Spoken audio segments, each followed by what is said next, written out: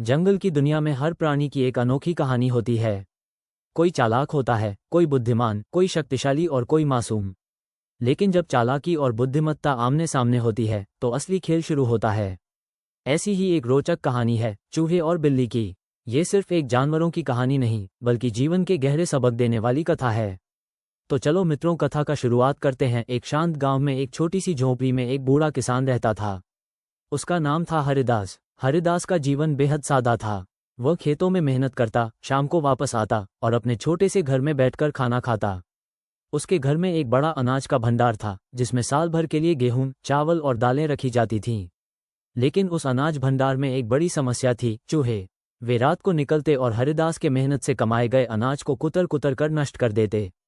हरिदास परेशान हो गया। एक दिन उसने सोचा, अब और नहीं, मुझे इन चूहों से छुटकारा पाना होगा। हरिदास पास के शहर से एक बिल्ली लेकर आया।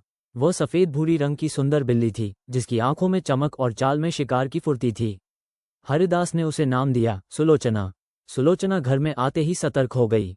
वो चुपचाप घर के कोने कोने की जांच करने लगी। उसे जल्दी ही पता चल गया कि चूहे कहाँ रहते हैं, कहाँ से आते हैं और कहाँ छिपते हैं। चूहे पहले तो डर गए। उन्होंने सोचा, अब हमारी खैर नहीं। ये बिल्ली तो बहुत तेज है। उनमें से सबसे बुद्धिमान चूहा था चिंटू। चिंटू बोला, डरने की जरूरत नहीं, हमें मिलकर कोई योजना बनानी होगी, चालाकी से काम लेना होगा। चूहों की सभा बुलाई गई। चिंटू ने प्रस्ताव रखा, अगर हम इस बिल्ली के गले में घंटी बांध दें तो उसकी हर हरकत की आवाज़ हमें पहले ही मिल जाएगी। फिर हम आसानी से भाग सकेंगे। सभी चूहे इस योजना से बहुत खुश हुए। लेकिन तभी एक बूढ़ा चूहा बोला, योजना तो बहुत अच्छी है, लेकिन घंटी कौन बांधेगा? सब एक दूसरे का मुंह देखने लगे। अंत में बात वहीं की वहीं रह गई। किसी में इतनी हिम्मत नहीं थी कि वह बिल्ली के पास जाकर घंटी बांध सके। अब चिंटू ने दूसरी योजना बनाई। उसने कहा, हम बिल्ली को ऐसा धोखा देंगे कि वो खुद उलझन में पड़ जाए। हमें उसके खाने में नींद की दवा मिला देनी चाहिए। जब वो सो जाएगी तो हम उसके पंजे में कांटा चुभा देंगे। फिर वो दौड़ नहीं सकेगी। इस बार कुछ युवा चूहे राजी हो गए। रात को उन्होंने योजना को अंजाम दिया। बिल्ली के दूध में नींद की दवा मिलाई गई। सुलोचना पीकर सो गई। चूहे धीरे से पास गए और उसके पंजे में कांटा चुभा दिया। बिल्ली चिल्लाई, म्याऊ, और जाग गई। सारे चूहे भागे, पर एक चूहा पकड़ा गया। सुलोचना ने कहा, तुमने मुझे धोखा देने की कोशिश की, अब इसका अंजाम भुगतो। वो चूहा खा लिया गया। अब चिंटू समझ गया कि केवल चालाकी से कुछ नहीं होगा, धैर्य और समझदारी भी जरूरी है। वो अकेले में सोचने लगा। एक दिन उसे एक योजना सूझी। उसने कुछ चूहों को चुना और कहा, हम बिल्ली को ऐसा महसूस कराएंगे कि वह इस घर में अकेली है। धीरे धीरे हम उसे मानसिक रूप से कमजोर करेंगे। चूहों ने योजना शुरू की। अब वे बिल्ली के सामने जानबूझकर चलते, लेकिन भागते नहीं। वे दिन में भी दिखने लगे। सुलोचना हैरान थी, ये चूहे मुझसे डर क्यों नहीं रहे? धीरे धीरे सुलोचना का आत्मविश्वास कमजोर होने लगा। वो खुद को थका थका महसूस करने लगी। अब चिंटू ने आखिरी चाल चली। एक रात सभी चूहों ने मिलकर बिल्ली के सोने के स्थान पर चूहे के बाल, मिर्ची और कांटे रख दिए। बिल्ली को नींद नहीं आई। उसकी आंखों में जलन, शरीर में खुजली और पैरों में दर्द होने लगा। अगली सुबह वो कराहते हुए बाहर निकली।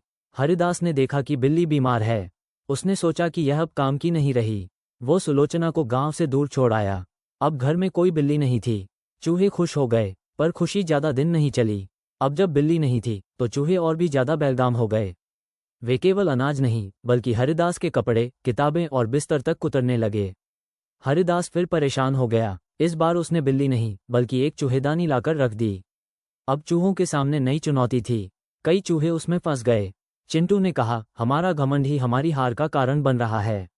अब चिंटू ने सबको बुलाया और कहा, हमने बिल्ली को हराकर अपनी चतुराई साबित की, लेकिन जब सीमा पार कर दी तो खुद ही खतरे में आ गए।